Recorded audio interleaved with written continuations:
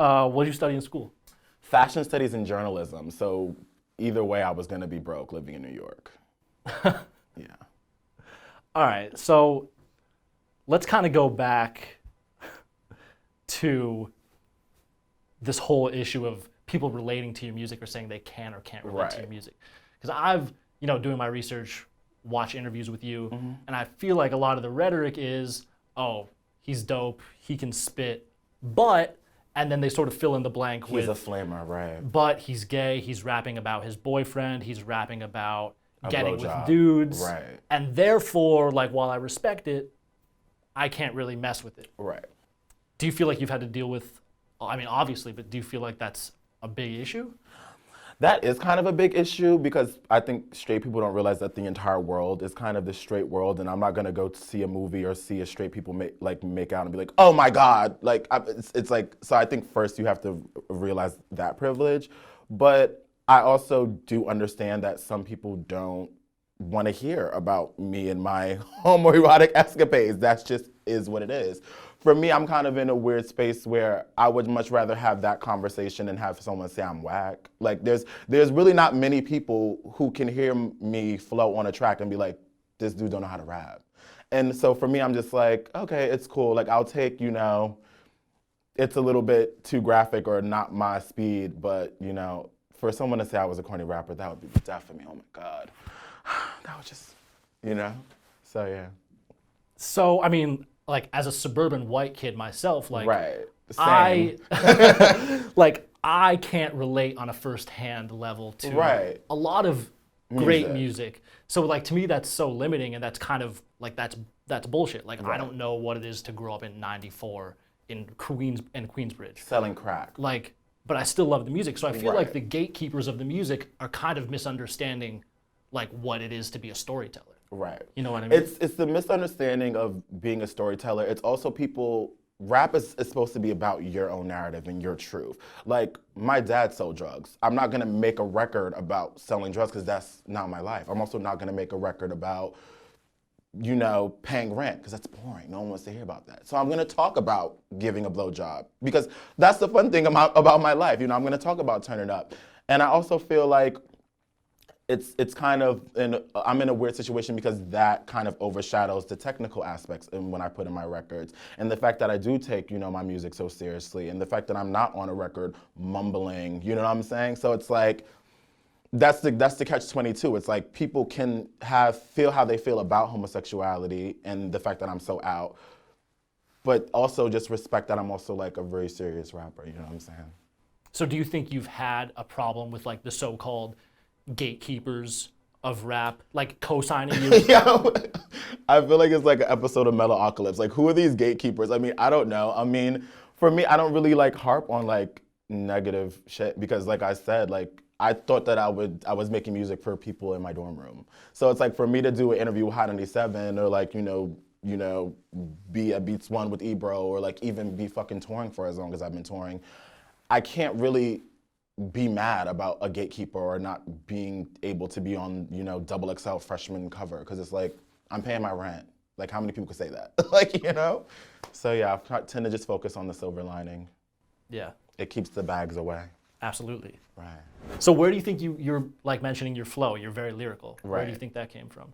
And why aren't you another one of these Um, mumble rappers? I think, well, firstly, I knew I had to be very technical and I knew I had to be, on my shit because I am gay, because I am effeminate. And I never wanted people to be like, damn, you gotta be gay and you gotta suck. Like that would be the death for me. So I knew I had to be on it. And also I just grew up listening to, people like Dipset and The Lox and, like Lil' Kim and, so to me, my blueprint of the art of the 16 is kind of a different mind state than what people would listen to today. If I was growing up now, and I was making music later, maybe I would be on that weight, but I'm not, because that's just not what I grew up listening to. And also, I can't suck, because people already think I suck. Yeah. Do you listen to any of that music? Like daily, like rap? No. Like The music the that's quote now? mumble rappers. No, you could catch me listening to like Shaka Khan, like that, like not even trying to be funny. Like I'm like Anita Baker, like Erykah Badu. I mean, I don't take away from anyone's like creative process. I just feel like rap is kind of an art form that has rules, and people are kind of drifting away from that, and it's becoming kind of like McDonald's. All right, yeah. So I mean, that's one of the I big. sound so cynical. Sorry. Not be cynical. Right. Okay. Yeah, I mean that's one of like the recurring things at Vlad TV where we talk about maybe some of the older heads have Right. like, I feel like I'm the combination of the two things you guys talk about. The battle of Oversnoot and this gay agenda that you guys put so much. It's like, oh my God. The gay agenda. This gay agenda. Also, sidebar, I have nothing to do with that. Like I don't care about gay agenda? the gay agenda. Like I really don't. I don't even know what the gay agenda is. Me being a Gold Star gay, you would think the gay agenda would have slid across my desk. That someone would have told you. Right, I'm not even in the loop. Like gay people don't even like me. But the main thing about this gay agenda that I do want to address, I feel like my presence and me being comfortable with myself I'm not here trying to convert people to be gay. I don't care if you're homophobic. Just don't hit me. Like, you know what I'm saying? Like, don't disrespect me. Like, you could be homophobic, you could be racist, but once it gets to a line of being disrespectful, that's when it's a problem.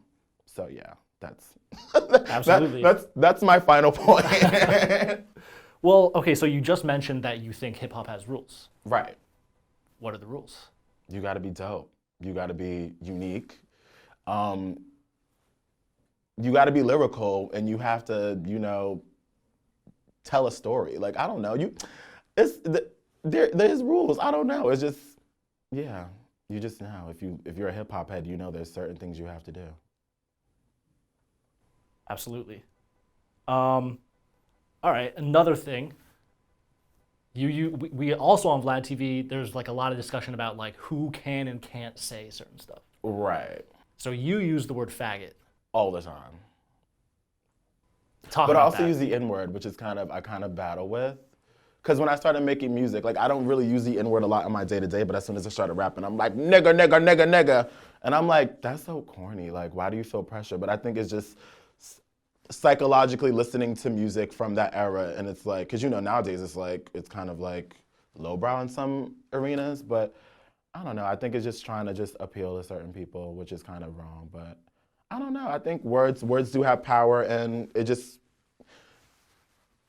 about your context. So I don't know. I will never stop saying faggot though. It's really empowering. I mean, in your lyrics, you use it almost in like a disparaging way at times. Like you could replace it with another. Yeah, like sometimes I could be like, you're a faggot, and I mean it, like you're a faggot. Or sometimes I could be like, I'm that faggot. It just depends. Like words are cool, like, but it's just rap. Like I'm not homophobic just yet. So I mean, if there's like a straight white guy, such as myself, that's faggot. Singing along to your lyrics, right. let's say. And let's say... No, you need to work on your self-control. Really? Yes, you need to work on your... Straight white people have enough. Oh, absolutely. I think you could work on your self-control. Because I also feel like that, because keep in mind, like I've been traveling a lot to Europe. If I use the N-word in a track and someone in Leipzig, Germany is singing along to me and says the N-word, that's a problem.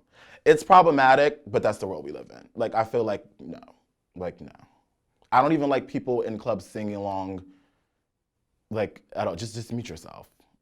I don't know. It just triggers me. No, I think it's. Do I feel triggered? Because do I look triggered? Do I look triggered?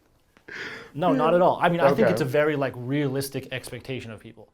I could see why kids come across as unrealistic. I just feel like that's just one of the rules of life. It's just like my only thing is I do try to skip those words. Right. But like when I'm say talking about it with you, okay, like I feel like I don't want to be scared of it because that gives the word so much power. You know what I mean?